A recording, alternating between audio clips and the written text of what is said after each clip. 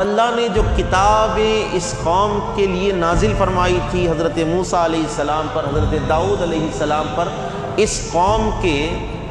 علماء نے، اس قوم کے جو بڑے علماء جو ربانیین کہلاتے ہیں، ان لوگوں نے تحریفات کر دیے۔ اللہ تعالیٰ قرآن میں فرماتا ہے کہ یہ یہودی کیسے تھے؟ یہ یہودی اپنے ہاتھوں سے جو ہے آیتیں لکھا کرتے تھے، اپنے ہاتھوں سے یہ من گھڑت باتیں لکھ کر اللہ سے منسوب کر دیا کرتے تھے، اللہ سے منسوب کر دیا کرتے تھے۔ یہ انبیاء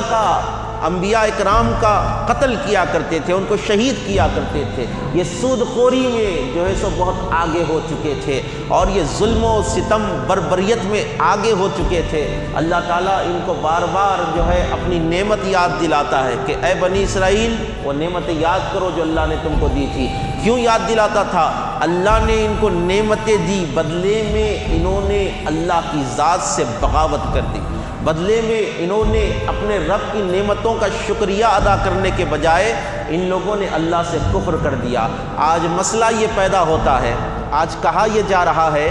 آج ان کا کہنا یہ ہے کہ مسجد اقصیٰ پر ہمارا حق ہے،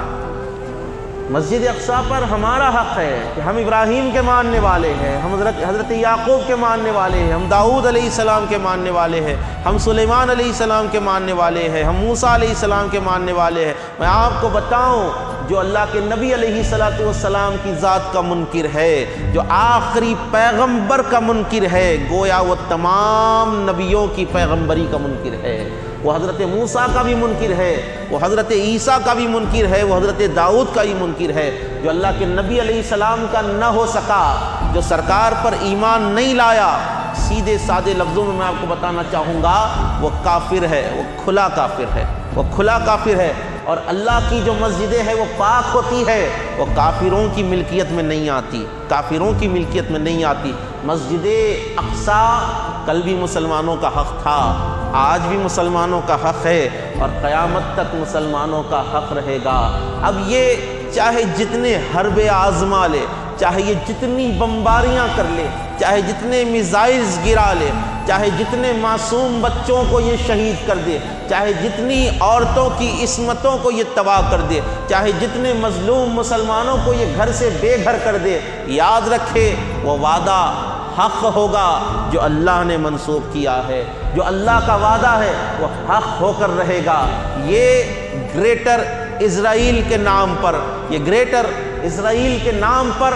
فلسطینیوں کی زمینوں کو تباہ کر رہے ہیں، ان کی زندگیوں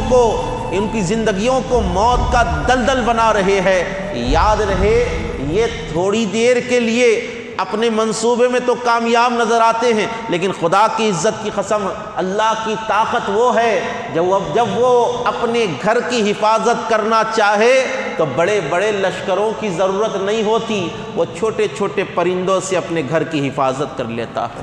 چھوٹے چھوٹے پرندوں سے وہ اپنے گھر کی حفاظت کر لیتا ہے۔ آپ کو بتاتا ہوا چلوں،